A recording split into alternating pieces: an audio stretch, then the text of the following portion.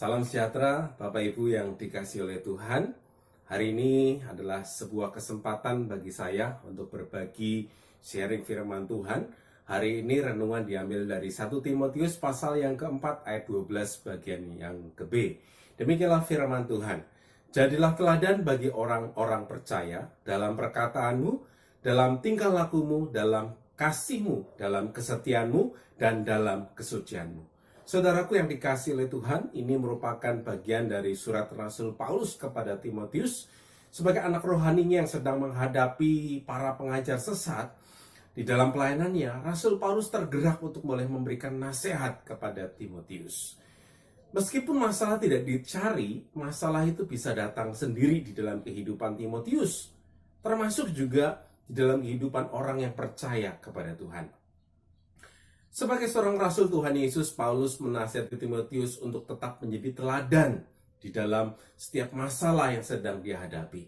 Teladan di dalam perkataan, teladan dalam tingkah laku, teladan dalam kasih, teladan dalam kesetiaan, dan teladan di dalam kesucian.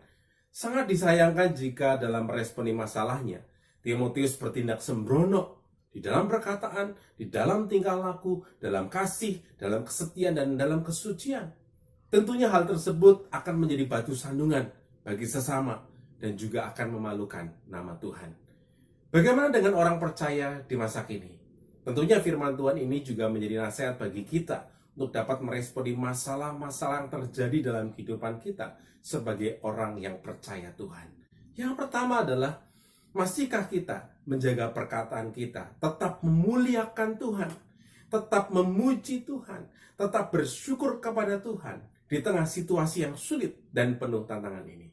Kiranya kita dijauhkan dari segala perkataan kotor, perkataan kutuk, sungut-sungut, pemberontakan, cacian, atau makian. Kolose 3 ayat 16 dikatakan, hendaklah perkataan Kristus diam di dalam segala kekayaannya di antara kamu, sehingga kamu dengan segala hikmat mengajar dan menegur seorang akan yang lain, sambil menyanyikan mazmur, puji-pujian, dan nyanyian rohani, kamu mengucap syukur kepada Allah di dalam hatimu. Yang kedua, masihkah kita menjaga tingkah laku hidup untuk berbeda dengan lingkungan di sekitar kita? Ketika dunia menghalalkan segala cara, kiranya orang percaya tetap menjaga tingkah laku sesuai firman Tuhan. Matius pasal yang kelima ayat yang 16 dikatakan, demikianlah hendaklah terangmu bercahaya di depan orang, supaya mereka melihat perbuatanmu yang baik dan memuliakan Bapamu yang di surga.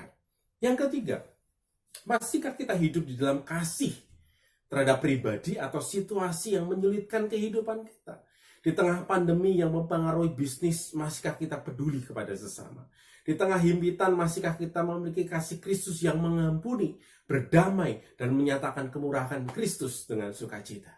Efesus pasal yang kelima ayat 1 sampai dengan yang kedua dikatakan, sebab itu jadilah penurut-penurut Allah seperti anak-anak yang kekasih, dan hiduplah di dalam kasih, sebagaimana Kristus Yesus juga telah mengasihi kamu dan telah menyerahkan dirinya untuk kita sebagai persembahan dan korban yang harum bagi Allah.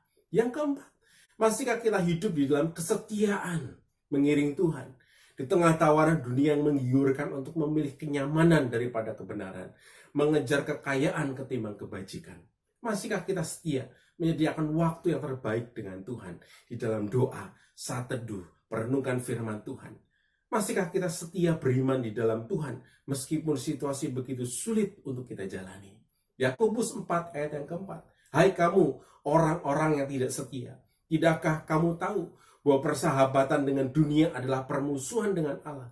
Jadi barang siapa hendak menjadi sahabat dunia ini, ia menjadikan dirinya musuh Allah. Biarlah di dalam apapun kondisi kita, tetaplah setia kepada Tuhan. Saudaraku, yang kelima, masihkah kita hidup di dalam kesucian, menjaga diri untuk hidup benar di hadapan Tuhan? Tidak mencemari penebusan Kristus dengan kecemaran dosa. Di tengah kesulitan, masihkah kita menjaga sikap hati kita tetap suci di hadapan Tuhan? Kecemaran hati tidak akan menyelesaikan masalah. Tetaplah menjaga hati kita tetap suci dan berkenan kepada Allah.